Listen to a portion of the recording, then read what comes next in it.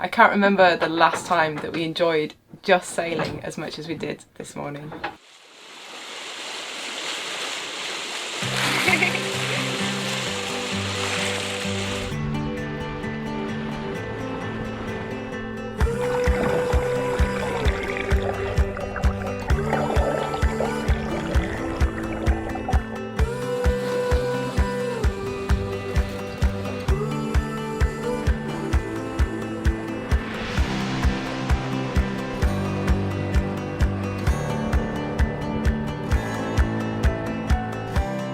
In the last 3.5 years, we have sailed halfway around the world on our 37-foot boat, Florence, exploring new countries, new cultures, and sharing our adventure along the way.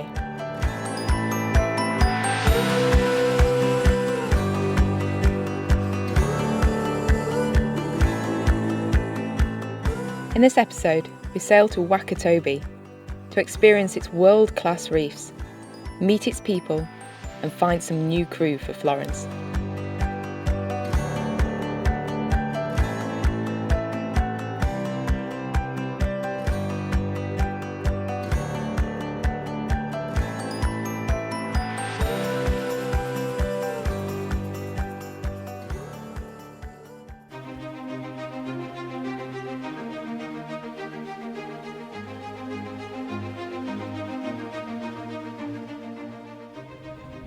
We're finally leaving Banda, heading to Wakatobi. It's pretty hot and sweaty this afternoon. Beautiful breeze to take us out there, but we're not really sure what we're going to find once we get out past the island. Yeah, it's pretty sheltered in here, isn't it? Yeah.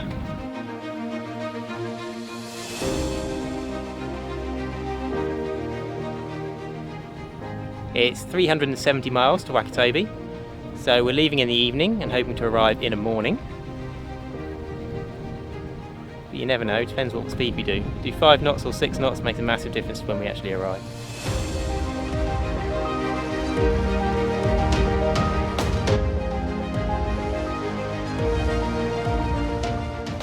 We need to arrive in daylight, but in calm winds it's very difficult to know how fast Florence will sail.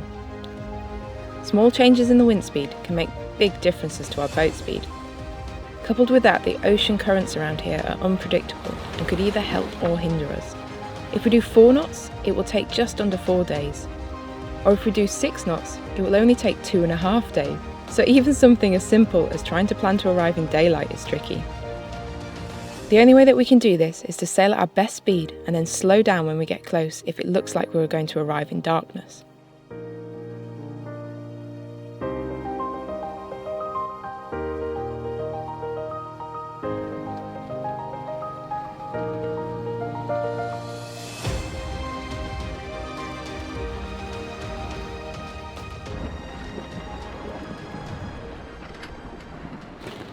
So you can see the sails are just slatting around behind me. It's been pretty light wind, so as the waves roll us, they just roll the wind out the sails and they slat from side to side, make a horrendous noise. And it's not too good for the boat, but there's not that much we can do about it.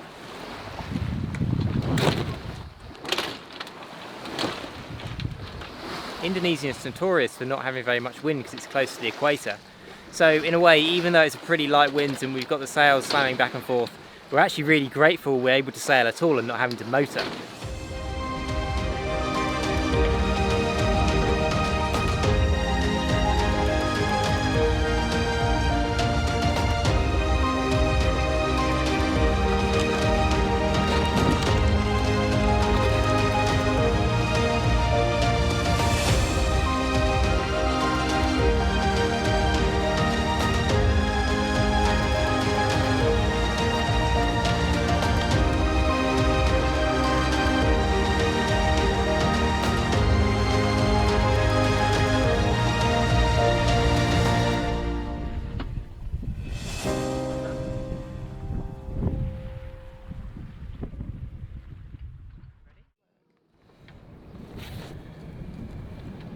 So we're just pulling the mainsail down when we came into anchor here, and we heard a horrible ripping sound, and we've put a big rip in the mainsail about the length of my hand, a couple of rips in fact. And this is just because the mainsail is getting old and we think it's UV degradation. It's not in a high wear point, and it's just pulling the mainsail down in light breezes, so it's not like it's been up in a storm. We had originally thought that our sails would get us all the way around the world. Then we've been recently having to put quite a few patches in the mainsail, and we thought, okay, it will get us to South Africa, and now we know that we're going to have to replace this in the next few months in Thailand or Malaysia. You can see that the stitching's still really good, but the fabric itself is becoming really weak where it's getting any pinch points, and it just causes it to tear a long way, and because there's no strength in it, if we get a rip like this, there's a potential that it could take out the whole main. We've got 2,000 or 3,000 miles to go in Indonesia, and it's generally supposed to be light winds here, so we should be able to nurse this through and patch it as the rips occur.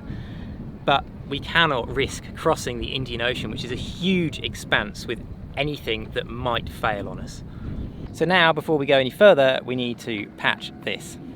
We carry a good selection of sail repair materials on Florence, so something like this is easy for us to fix, just time consuming. So what we're going to do is cut 2 patches the same size, put some double-sided tape on them, and then stick them to the mainsail, and once we've done that, we'll go around them stitching by hand for strength.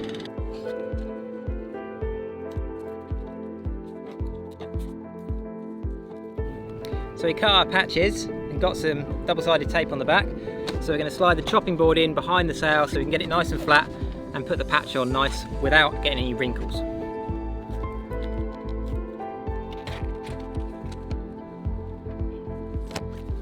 So we're using the speedy stitcher tool. I'm stood on this side stabbing it through, and then Amy on the other end, hidden in the sail, threads the other half of the stitch through. Well, at least you're in the shade. It's a bit hot and rolly in here. Between the two of us, we're like a sewing machine, just a lot slower. Those of you that watched our budget video will know that we spent less on maintenance than we thought we would have to on this trip so far. That's going to change because replacing this mainsail will be the biggest expense we've had on this 3.5-year trip so far. It does show the importance, if you're setting out and doing something like this, of having a contingency fund to enable you to replace big items, because you never really know when they're going to come up and fail on you and you need to replace them. It feels good to have got that patched, but now we've got the bigger job of working out how we get a replacement mainsail out here. And because the Genoa's probably had the same amount of UV and it's likely to just go at one time, we would probably have to look at replacing that as well. We know that a new mainsail in the UK is probably about £2,000, and because the Genoa's bigger, that will be more, but we've got no idea of timeframes or costings for Malaysia or Thailand. But whatever happens, it's going to be a big hole out of our budget. So now we need something to take our minds off the sail. We're on Hoga Island, and the diving and snorkeling here is supposed to be world class for the reef. So we're really excited to go and have a look, but it's quite a long way to the snorkeling spot from where we found somewhere to anchor, because it's really deep here. So we're going to take the dinghy, put the sail up and sail over there. Thankfully, the dinghy sail is in much better shape.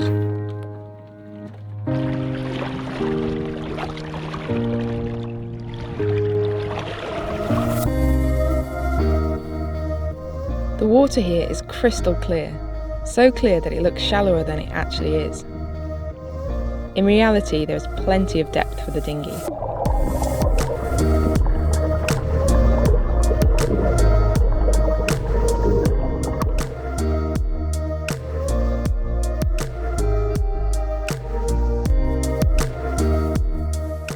We could not have picked a more stunning day for this. The bright overhead sun really brings the colours of the reef to life.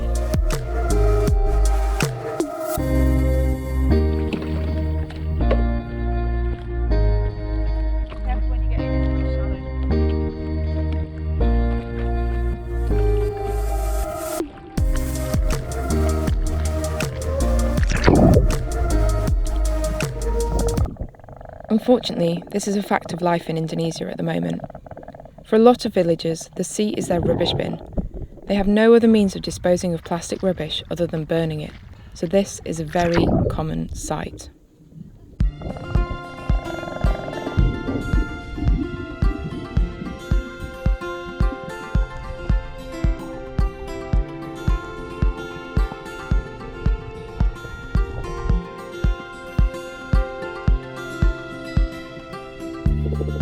With such excellent visibility and a reef packed with coral, it's no wonder that Wakatobi is famous for its diving. We love the way these soft corals sway in the currents. This is the most dense population of coral we have ever seen.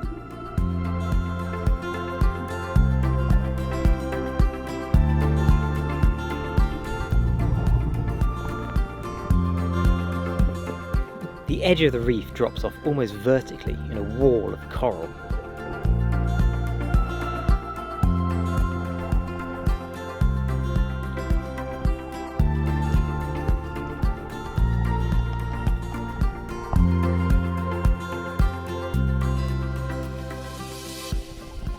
We have spent a lot of our life over the last 3 years under the water. Exploring coral reefs has become one of our favourite pastimes. We love the fact that we always find something new to us every time we jump into the water. Either a new type of coral or a fish that we've not seen before. There is just so much variety of life on these reefs that we never get tired of exploring this underwater world.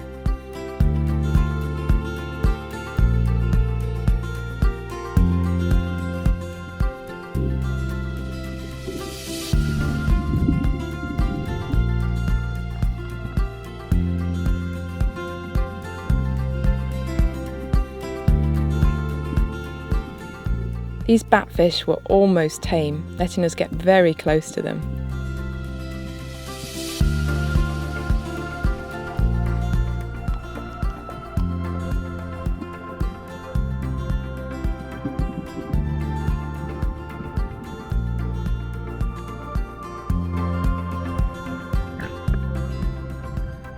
Although we didn't see any large fish or sharks, there were tons of small reef fish to look at. Oh, and a deadly sea snake.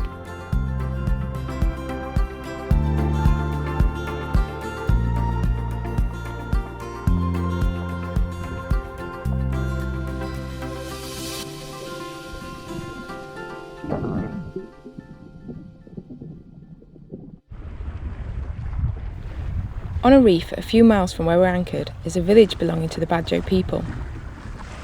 These people are known as the nomads of the sea, as they originally lived full-time aboard wooden boats, surviving off the sea. We're really interested to see how they now live in stilt houses above the reef. A couple of people from the village have stopped by in canoes for a chat and said we'd be welcome to come and look around.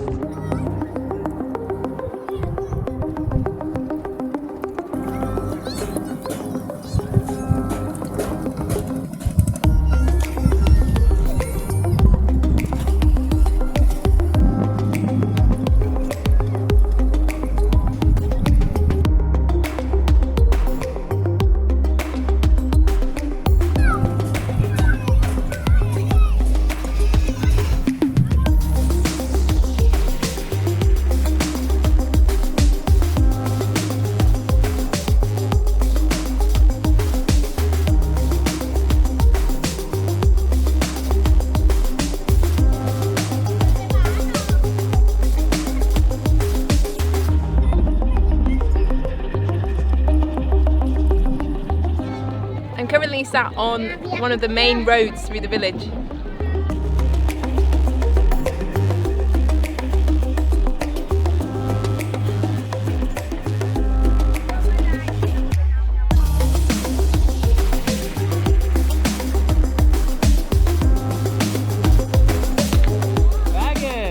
The kids certainly seem to enjoy living over the water.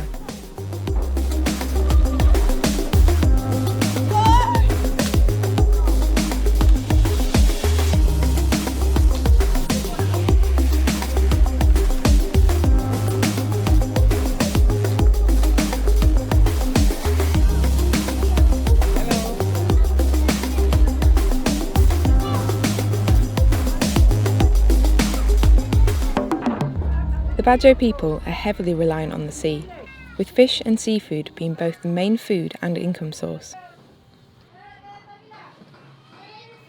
The reef surrounding the village is filled with fish traps, and several canoes have come out to Florence to sell fish or squid. We were greeted in the village by big, beaming smiles, and it wasn't long before we had a friendly, enthusiastic group of little guides. The people here have their own language, yet many also speak Bahasa, the Indonesian national language, and a little English. Hello, mister, and photo are often the first words exchanged as soon as they see our cameras. The kids seem to love posing for and having their photos taken. Can you see? Yeah? You see yourself? Although the houses are unattached to the mainland, these wooden walkways connect most houses together and allow the villagers to easily reach each other, their shop, school, medical centre and mosque. It's a hive of activity and a real variety of housing, some brick, some concrete, a lot of them just woven palm leaf. But I've got to look down at where I'm going because otherwise I'm going to fall in. Either influenced by the modern world with its need for borders and ownership, or their own desire to settle, the Bajo people stopped living aboard their boats and settled in stilt houses over the reefs throughout Indonesia. The stilt villages are unattached to the main island. It's a real mix of tradition and also the more modern world here. So you've got the traditional boats and the traditional houses, traditional swimming goggles which are made from wood, and then some parts of the modern world, so like the engines, and they're just building a communication tower in the village. But then some of it's not working quite so well, like it's far too difficult to get rid of plastic here, and unfortunately it just goes straight into the water.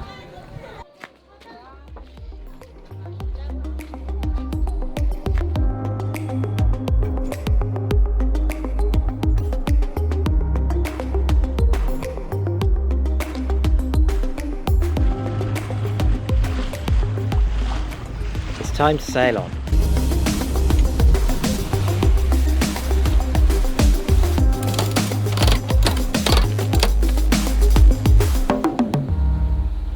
Good thing about being in a rally is you've always got other boats to sail with, and whenever two boats are together, it is always a race.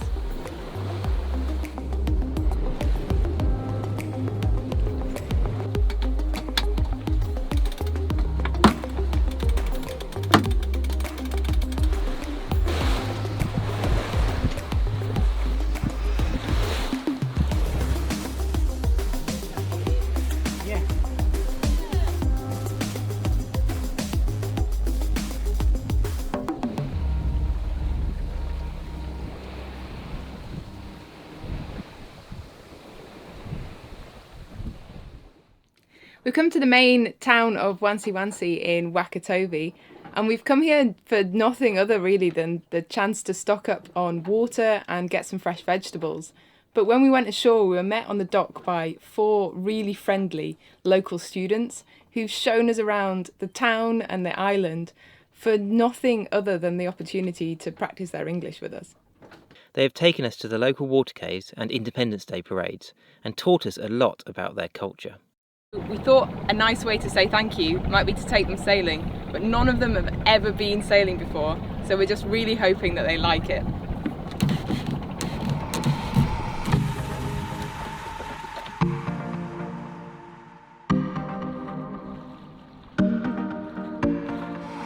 Good morning! Hello! I'm so happy for today because this is first time for me. Then we are so excited. I'm Go. It's very happy today. I'm too like Reza. I'm so excited for this because this is our first time to sailing. How are you feeling this morning? I'm good. I'm a little scary, but it's okay. Yeah. I'm so excited.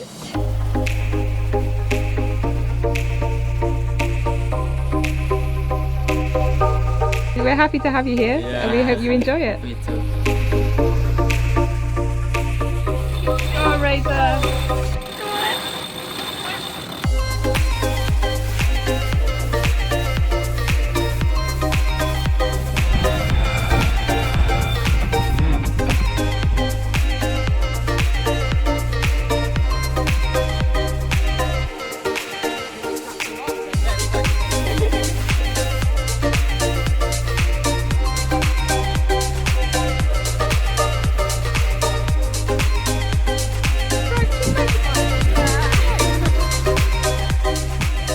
happy because it's my first time. First time as captain. Yeah.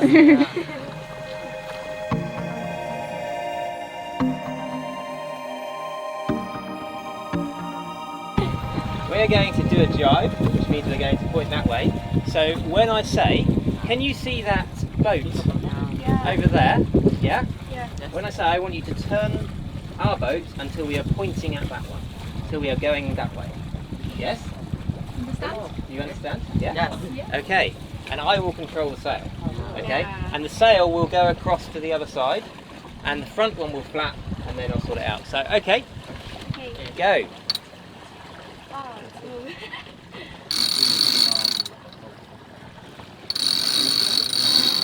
Okay, straight there, straight.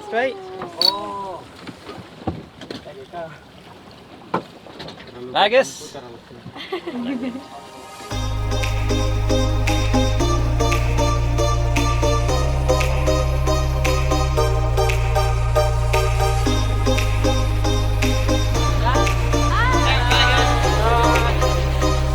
So now we're going to lean over a little bit.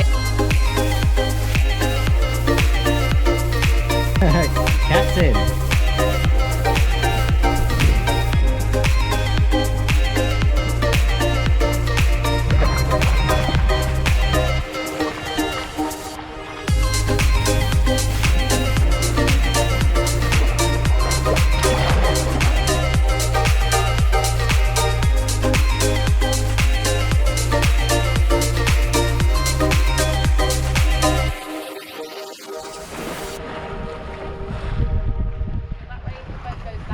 So now you see the sail is just starting to flap.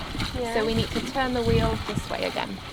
How do you like being a captain? I think, yeah.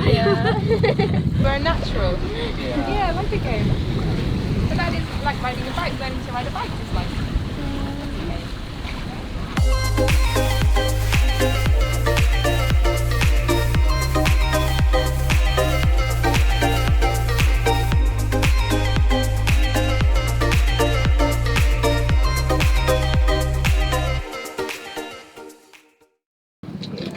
I'm very happy because this is first time. Yeah. We sail with tourists. Yeah. Alvin, how was it to winch in the sails? Was that a hard job? Yes. I think it's simple. It will be simple because I see Mr. Matt do it like simple. But when I'm try it, it's so hard for me. I need help. Oh, two of you, come on, two of you can do it. Straight. Yeah. So it was more effort? Yes, but I can do it. You did very well. Yes. Bagus. Very well. Very strong. Yeah. What is Indonesian for strong? Strong is Kuat. kuat. Good. Squat. Kuat. Yes. Ah, Thank quite. you. Yes. So Razor, what was your favourite thing about sailing today? Today my favorite things is when I see the view and when I sitting in front of the ship, and the last is when I try to driving as a captain. Yeah, you're a very good captain. Yeah. What did it feel like to drive the boat today? I think it's good, but a little nervous because I can use motorbike or car, and this is my first time to drive the boat. Yeah. I'm so happy. So first time driving ever, and you drive a boat. Yeah, That's very cool. It's my first time, so I'm so happy. So a motorbike and a car will be easy now. Oh, I think so. Because we normally sail such large distances getting from A to B across the world, it's rare for us to just go out sailing for the fun of it. Yeah, so it's been really refreshing to go out for a sail just for fun with these guys this morning. I can't remember the last time that we enjoyed just sailing as much as we did this morning. Yeah, their smiles are infectious. That was brilliant fun. Maharani, Alvin, Razor and Razor, thank you for showing us your beautiful island. We had a wonderful time sailing with you. Terima kasih.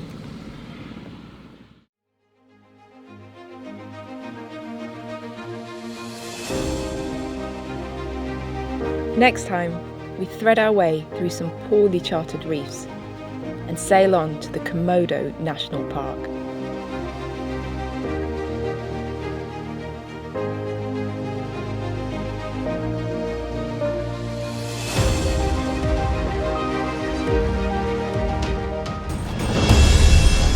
I was not expecting to see something like this. This is like a dinosaur.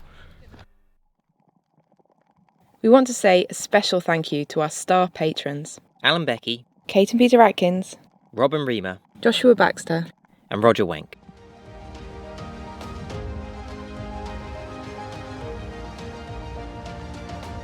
We love reading all of your comments.